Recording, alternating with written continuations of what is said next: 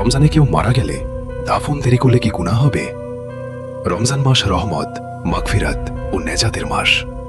অনেকেই মনে করেন রমজানে কেউ মারা গেলে হয়তো বিশেষ কোনো সময় পর্যন্ত অপেক্ষা করবেন, অথবা দুঃসাহসী সময় পর্যন্ত অপেক্ষা করতে হবে, বা দাফন বিলম্ব করা ভালো।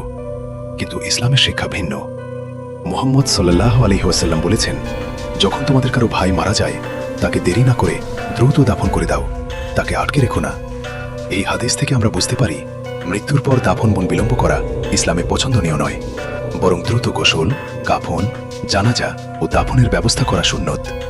তাই রমজান হোক বা অন্য যে কোনো মাস অকারণে লাশ রেখে দেওয়া উচিত নয়।